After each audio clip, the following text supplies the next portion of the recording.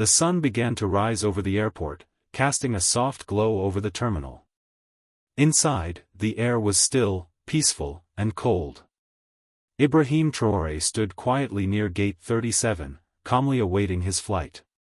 He wasn't wearing a suit, nor was he flanked by bodyguards or carrying any flashy accessories. To the other travelers, he seemed just like another African man passing through the airport. But Ibrahim Traoré was no ordinary man, he was the President of Burkina Faso. He preferred to travel in this humble manner, quietly, privately, and without fanfare. There were no cameras flashing, no loud announcements or bustling crowds around him. Just a simple, grounded man, blending in with the people. It was how he preferred it. It was how he believed it should be. He'd just returned from a diplomatic mission in Europe, having finished important talks on gold sovereignty and Africa's future. But now, all he wanted was to return home. As he made his way to his Air France flight bound for Ouagadougou, he passed a worker at the airport and greeted him in French, with a warm, friendly smile. "Bonjour, CAVA." The worker smiled back, unaware of the man's true identity. That was exactly how Traoré liked it, anonymous, a man among the crowd. Traoré boarded the plane without any trouble, nodding politely to the flight attendants as he made his way to his seat in business class, row 2A by the window. He sat quietly, as always, pulling out his phone and reading something. No one noticed, no one cared, or so he thought. Behind him, a few rows back, whispers began to circulate. A senior French businessman, the CEO of a major energy company, was also on the flight, heading to Burkina Faso. He was accustomed to the luxuries of VIP treatment, red carpets, first-class seats, champagne, and the best of everything. However, when he reached the gate, the airline informed him that business class was full. The CEO was not pleased. He didn't accept "no" for an answer, and that's when the drama began. At first, it was a small issue, but it grew quickly. The CEO, surrounded by assistants and airline staff, stood at the gate, impatiently tapping his polished shoes. He wasn't used to being told no. To him, his status as a strategic partner in various African projects meant the rules didn't apply to him. He demanded a seat upgrade, immediately. The airline staff scrambled to find a solution, whispering to each other and checking their tablets, but the truth was simple: business class was full. There were no available seats. The situation escalated when the airline called over a senior flight attendant. Her name was Claire, and she was tall, white, and dressed in her Air France uniform. She walked onto the plane with a cold, forced smile, tasked with handling the situation. She quickly scanned the cabin, her eyes sharp as she sought out the cause of the problem. Her gaze landed on Ibrahim Traoré, sitting quietly in 2A, reading his phone. There was no sign of wealth, no expensive watch, no assistance, just a black man in a hoodie. Claire paused for a moment, a flicker of confusion crossing her mind. She leaned toward another attendant and whispered, "Probably a mistake." Then, she walked over to Ibrahim Traoré. With a forced smile, she said politely but firmly, "Monsieur, may I see your boarding pass?" Traoré looked up, nodded, and handed her the pass. She glanced at it, then back at him. The seat number was correct, but something inside her didn't sit right. In her mind, he didn't look like someone who should be in business class. Moments later, she returned to him with a fake smile, saying more directly, "Sir, I'm afraid we may need to move you to accommodate another passenger. Would you mind relocating to economy? We will compensate you." It was a subtle insult, sharp and quiet. Traoré raised an eyebrow and asked calmly, "And why me?" Claire tried to keep her cool. "No reason, sir," she said. "Just a small adjustment for our guest."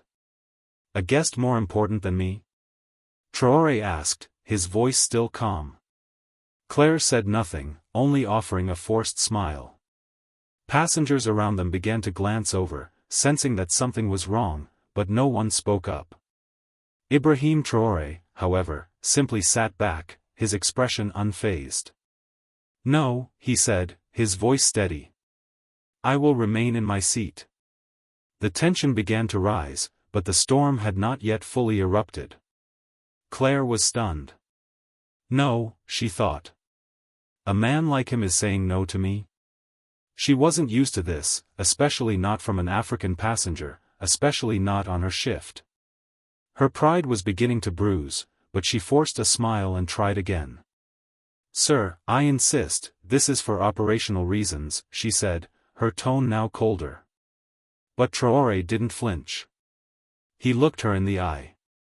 "If it's operational, then please explain why I'm being asked to move, and not anyone else." Claire hesitated. She wasn't prepared for this kind of calm resistance. Passengers around them had started to take notice. One man lowered his newspaper. A woman stopped typing on her laptop.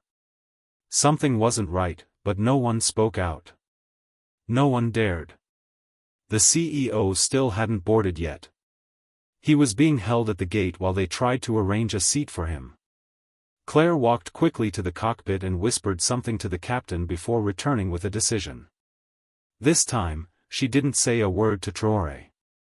Instead, she approached another black man in business class, and then another, clearly targeting those who looked like they didn't belong in business class.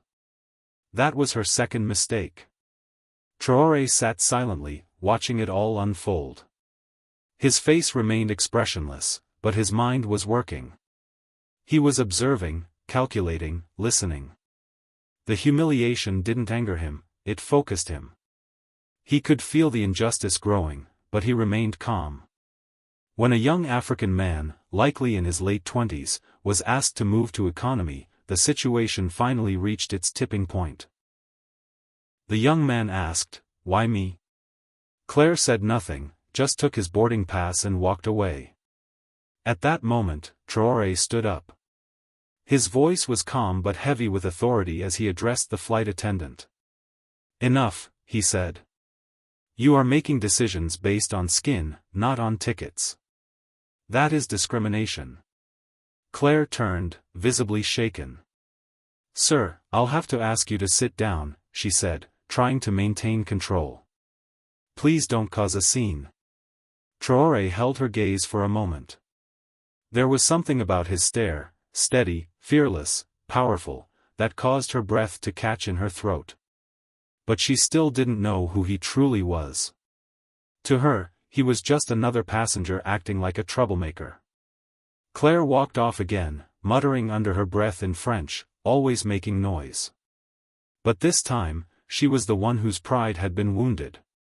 The CEO was finally brought on board, and Claire greeted him with exaggerated politeness, offering him a glass of champagne.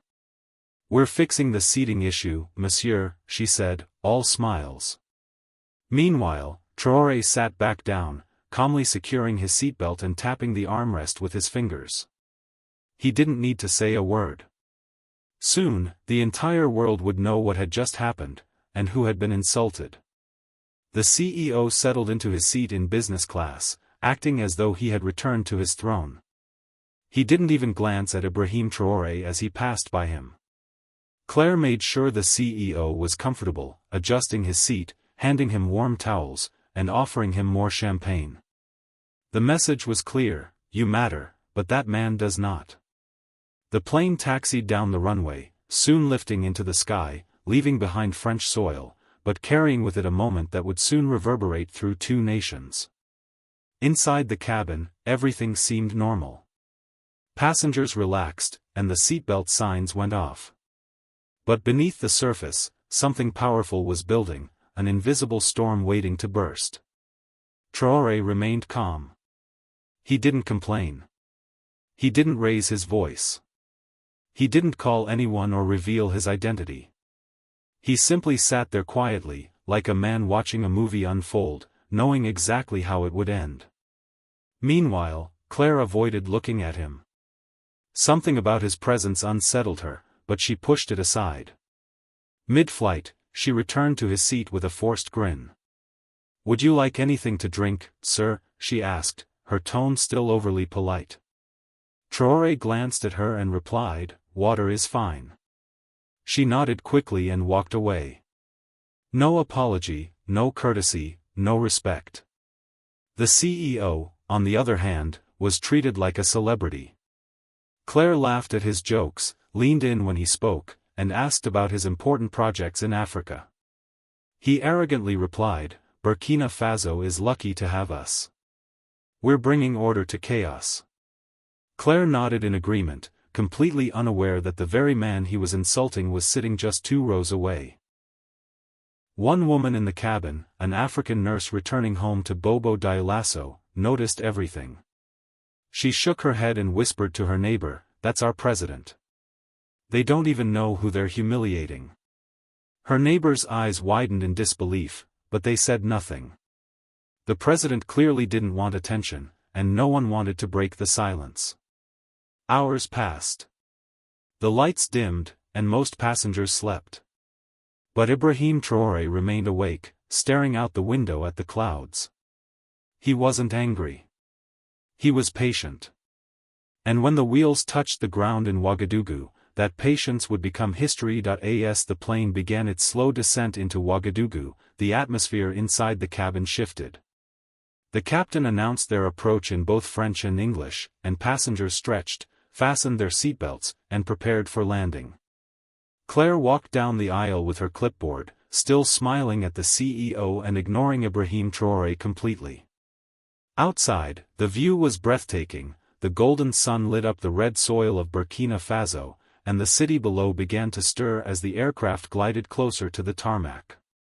But what none of the passengers could see just yet was the growing convoy awaiting their arrival.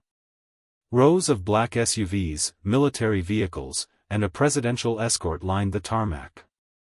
The sight was imposing, powerful, and unmistakable. The passengers began whispering among themselves, some nervous, some curious. "Are we landing into a war zone?" one foreign passenger asked, his voice tinged with uncertainty. "No, no, that's military protocol," another replied, trying to reassure the others. "Maybe someone important is arriving." The French CEO, still convinced that the attention was for him, smirked and said, "Must be for me." He chuckled to Claire, who laughed along, oblivious to the truth. Claire had already made plans to escort the CEO out of the plane personally, ahead of the other passengers. She intended to give him the VIP treatment, just as he expected. But as the plane rolled to a stop, everything changed. Out of the window, the passengers saw the presidential guard standing in perfect formation, their weapons at the ready, attention fixed. Behind them stood Burkina Faso's top ministers, the Minister of Defense, the Foreign Minister, the Head of Security, all waiting for someone. They stood motionless, like statues of power, under the harsh sun. Claire peered out the window and gasped. "What is this?" she whispered, her voice trembling. The CEO stood up, smoothing his suit with pride. "Clearly, this is for me," he said, trying to assert his importance. "I told you, I'm involved in big projects here." He stepped toward the door, believing the grand reception outside was meant for him. But as the plane finally came to a stop, the reality hit him hard. Before anyone could even step off the plane, a tall officer in a black beret boarded the aircraft. His boots echoed on the floor as he slowly walked down the aisle, scanning every face. He stopped at seat 2A, where Ibrahim Traoré was seated. The officer raised his hand to his forehead in a sharp salute. "Moura President, welcome home," he said. The entire cabin fell into silence. You could hear hearts stop. Claire's face drained of color. She darted her eyes between the officer and the man she had dismissed just a few hours ago. Her hands began to tremble, and the reality of the situation set in. Ibrahim Traoré stood slowly, calm and dignified. Not a word was spoken. The CEO took a step back, his mouth slightly agape. "President," he stuttered, realizing who the man really was. Traoré gave him a simple nod. He wasn't angry, nor was he proud. He was simply a man who no longer needed to say anything. Another officer stepped forward, his voice cold and authoritative. "We have instructions," he said, looking at Claire and the CEO. "You two will come with us immediately." "Wait, what?" Claire whispered, her voice shaky. "Why me?" she asked, completely lost. The officer's reply was blunt. "You are being detained for questioning. You have publicly disrespected the head of state on national soil. That is a serious offense." Claire tried to laugh nervously, her eyes darting around the cabin. No, this must be a mistake," she stammered. "I was just doing my job." But no one listened. The officers weren't interested in her excuses. They had their orders. Traoré, undeterred, stepped off the plane. His guards, his ministers, and a cheering crowd awaited him beyond the airport fence. Cameras flashed, capturing the moment that the nation's leader had returned home. This time, however, everyone knew the truth. He had walked among them as a regular man, and now, those who had judged him by appearance would face the consequences of their actions. Back on the aircraft, Claire and the CEO were being led away in handcuffs. Passengers watched in disbelief as the two were escorted down the steps. Heads were lowered in shame. Their arrogance had been crushed. And that was just the beginning. The tarmac was blazing under the intense sun of Burkina Faso, but all eyes were on the two people being escorted away, Claire, the Air France flight attendant, and the high-powered French CEO. Gone were their smug smiles. Gone was the arrogance. In its place was panic, confusion, and disbelief. The two were led into separate black vehicles, surrounded by elite presidential guards. No one said a word to them. Not even the officers. The silence was louder than any shouting. It was the silence of power being reclaimed, of dignity being defended. Inside the terminal, President Ibrahim Traoré stood before a small press gathering. He spoke calmly, without anger, but his words were sharp and unforgettable. "In Burkina Faso, we don't look at a man's skin to measure his worth," he said, his voice steady and firm. "We don't bow to money or old colonial habits. Here, we respect dignity, humanity, and our people. That is the new Africa." The story spread like wildfire. Videos of the arrest were leaked online, along with footage of the military saluting Traoré. News clips showed the CEO being dragged away, looking like a child caught in the act. Social media exploded. The hashtag #RespectAfrica trended globally. African youth across the continent cheered and celebrated. It was a moment they would never forget. At the Ministry of Justice, Claire and the CEO were formally charged with public insult and discrimination toward the head of state. They were accused of disrespecting Burkina Faso's sovereignty, abusing power, and attempting intimidation. The French embassy attempted to intervene, making phone calls and diplomatic requests, but Traoré gave a clear response: "This is not a colony. This is a sovereign nation. They will face justice, just like anyone else." Meanwhile, Air France scrambled to manage the fallout. The airline issued a public statement within 24 hours, a clumsy apology filled with corporate language and empty regret. But it wasn't enough. Citizens in Burkina Faso began calling for a boycott of the airline. Other African countries joined in solidarity. Claire, now locked in a detention center outside Ouagadougou, broke down in tears during questioning. "I didn't know who he was," she sobbed. "I was just following procedures." The investigator looked at her coldly. "You didn't need to know who he was. You just needed to treat him like a human being." The CEO, now facing legal action in both Burkina Faso and France, tried to use his influence to escape the consequences. But the court made a powerful ruling: no immunity, no special treatment. Let justice be equal. Ibrahim Traoré never gloated. He never once mocked them. He simply returned to the presidential palace and continued his work. Building roads. Empowering young people. Strengthening the military. defending his land. But that moment on the plain, when a quiet man in a hoodie stood firm against prejudice and arrogance, would become legend. It would be a defining moment in the history of modern Africa, a moment when dignity was defended and power was reclaimed.